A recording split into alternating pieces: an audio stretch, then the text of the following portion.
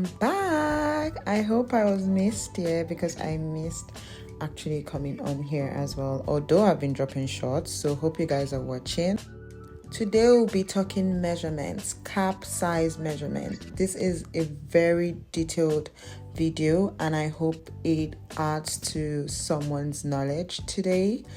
The first thing you want to do is take a measurement from the bottom of your canvas. Sorry, I was a bit off here, but what we're trying to do is, or what we're trying to achieve rather, is 9 inches from the bottom of the canvas to the top. So from top to bottom should be 9 inches. Now here I'm showing you the cap I'm using. I'm using the breathable mesh cap. God guys, it's summer and you don't want to be sweating. Anyways, yeah, I'm just showing you the front, which I would put in front and take it all the way to the back. So there'll be some stops, pauses, and few silence along the way. This is just so that you can watch the video and actually understand what I'm trying to do. So whatever you do, guys, do not move past that pin. So that's like the 0 point to the 9 inches at the bottom of the canvas. I hope you understand what I'm saying, but that's like your starting point. That's like the hairline. We're kind of envisioning the hairline there.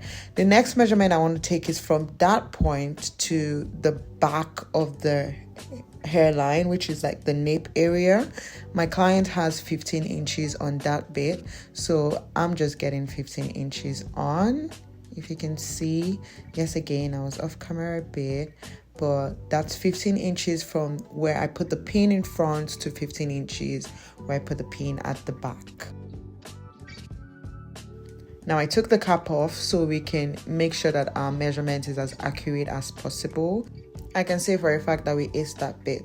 So yes, so very important measurement to take is from the top, so from the hairline to the back of the hairline, so where your hair is no more visible at the back. That's called the nape of the neck, and that's where we should take our measurements from.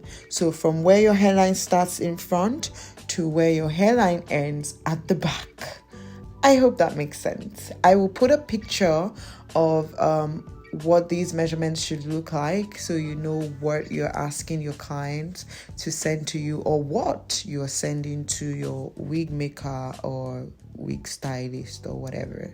So the next important measurement to take is the nape of the neck. So you want to take from, so now we're going horizontally, where the hairline starts at the back of the neck horizontally to where the hairline ends at the back of the neck horizontally. So my clients is 5 inches. Most people are around 4.5, 5 inches. Some people are 4 inches. I don't know if I've had anyone go beyond 4 or below 4. But yeah, so the typical length are usually between 4 and 5. So to the area of concentration, you can see like that excess lace over there. We don't want to have it. Having those excess, material on your cap will just cause bumps and folds, and your wig cap will not fit on properly. You don't want that at all. So how do we get rid of this? Watch and learn. Here again, I'm just showing you the measurements that we've taken so far. So hairline to the chin area, I would like to say it that way, the chin area, 9 inches, always 9 inches for that bit. Hairline to the back of the neck, which is 15 inches for my client, and obviously the nape of the neck. So let's go to adjustment now. You just want to watch what I'm doing. What I'm trying to do is pull the excess. So I'm kind of like pocketing it. I don't know if this English makes sense, but it did make sense in my head when I was thinking of how best to explain this. So pocketing the extra into the pockets or into the, yeah. So just pull. If you can see in the video, I have like my fingers like in the cap and I'm just pulling the excess into that space. I'm going to shut up now so you kind of just watch. I hope you understand what I'm doing.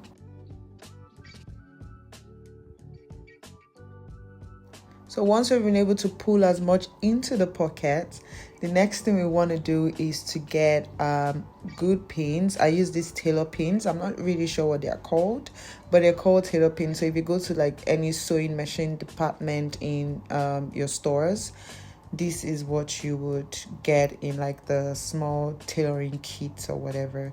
I just find them thinner than the T-pins, so they don't like rip the cap as well. So I also like to pin it together because we want to go with a pinned version to our sewing machine and then take out the pins as we sew.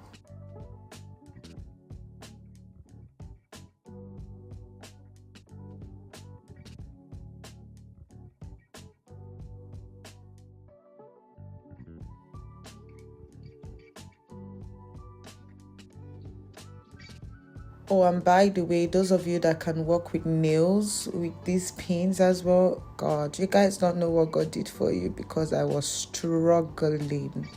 Anyways, now the next part. So we still have some excesses or excess that we need to get rid of. Pardon my English. So I'm just pulling into the pocket like we did the last time. I believe this is a clearer angle. So let's watch and learn.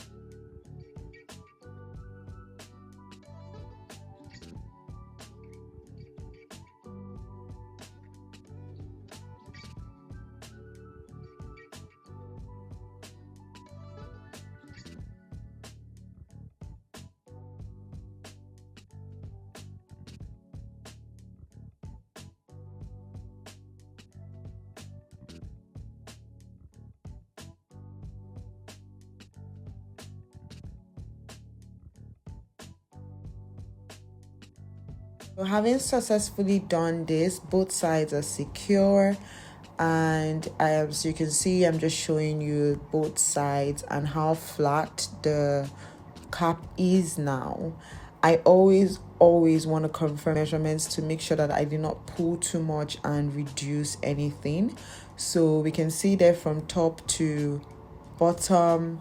Again, I was out of frame, but 15 inches from top, so top hairline to bottom hairline.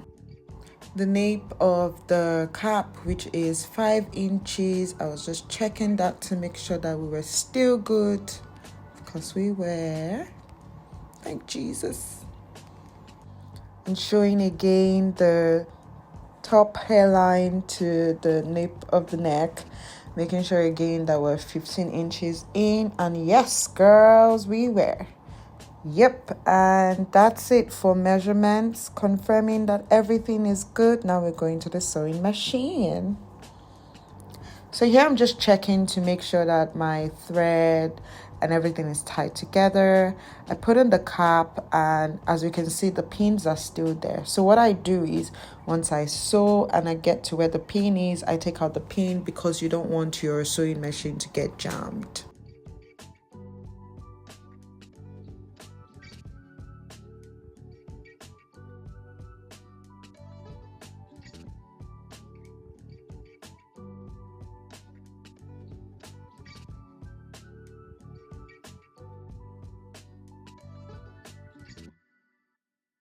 So as you can see right there, I'm taking out the pin just before I get to that area. So this is the finished work. I'm just showing the inside of the cap, so you see what the sewing looks like inside. Guys, you're not changing your stitching.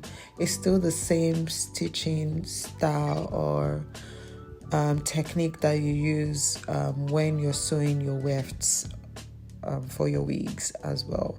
So back again, never passing that hairline starts and making sure that everything fits in properly. I did an eyeballing for this, and guys, I got it right. You're gonna see at the end of this video, but everything was like check. It was good. 15 inches, good. And no, I wasn't following the guidelines of where the pin was because I wasn't even looking at that. But anyways, 15 inches, 5 inches for the nape of the neck, and you can see those stitches there. That's one side, that's the other side. Just doing a bit of cleanup, cutting out the excess threads, making sure that our interior is as good as what the exterior of the wig is eventually going to look like. This is actually very important, making sure that everything is right. And guys, as you can see, yes, I go again with the tape because why not? And look at that, that is 15 inches. Look at that again. That was 5. Clap for me now. Clap for me. Anyway. Yeah, so if you're struggling to sew or get your cap measurement right, always ask for the right measurements. And when it doesn't seem right, I believe you should be at a stage where you know that this sizing is not giving what it should give, and make sure you ask for confirmation. I hope you love this video. Thank you.